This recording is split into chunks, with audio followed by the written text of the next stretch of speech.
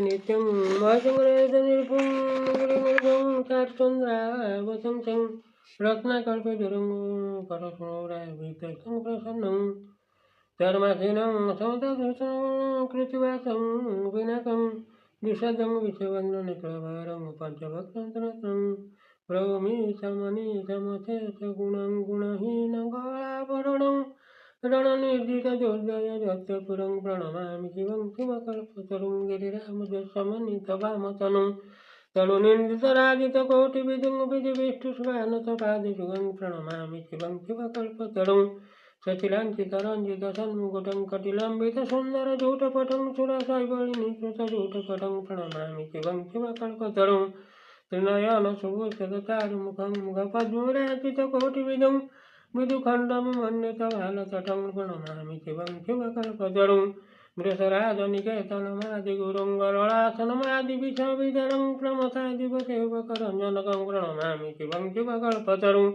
मकरध्वजमस्तकरि चर्मासनतविवदकारं वरदावयशूलविषविधरं प्रणमामि शिवं शिवकल्पतरुं नदयन्त पुष्पसदपापतितै पुनर्जन्मदुःखात्परित्राय समोजभयतोळति दुःखसंहारं प्रणमामि शिवं शिवकल्पतरुं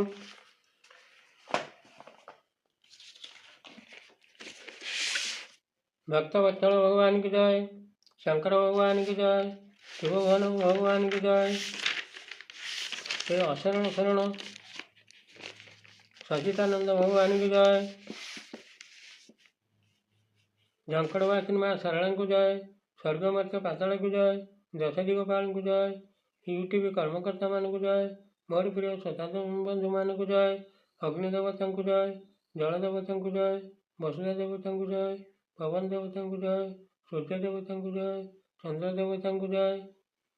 मोर प्रिय श्रोता बंधु मान को मथरटा प्रणाम करी आरंभ करिया जाऊँ ये शंकर भगवान को कथा आपण मैंने आज शुणवे देवदेव महादेवंकर तृतीय पत्नी को कथा।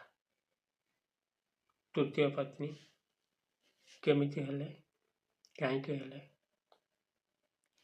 से विषय आम शुणा आउ नंदी भृंगरटी जन्म विषय भी शुणा। आपण मैंने शुणुले परवर्ती अध्याय पार्वती देवी कहते क्या जया देवी को जानीचु शिव एक पत्नी व्रत करिसेंती ये कैलाश शिखर रे अन्य नारी छुईबे नहीं। तू जानी शुणी मध्य काम असंभाल हेलु तेणु तोते मु अभिशाप देउछि एई मुहूर्त रे ए देह छाड़ी मर्त्यपुर रे जन्म हुआ सेठारे तोर अभिलाष पूर्ण करू तापर मो पाखरे आसिक मिलबू। पार्वती देवी अभिशाप पाई जया कैलाश पर्वत आसी देह छाड़ी ज्योति रूप मथुरा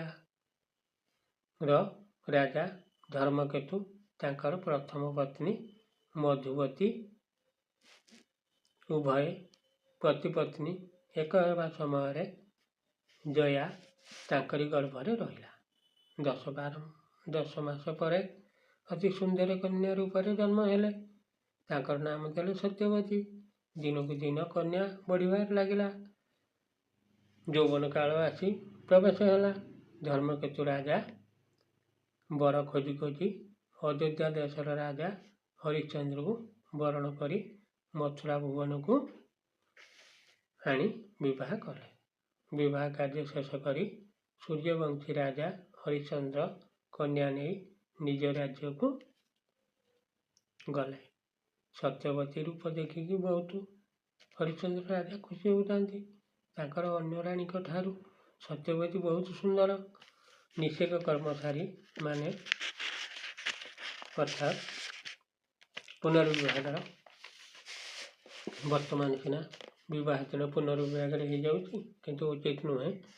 राजा गुड़ाक समस्त घरे आगु 4 दिन पूर्व पुनर्विवाह हुए। जाओ पुनर्विवाह सारी रात्रि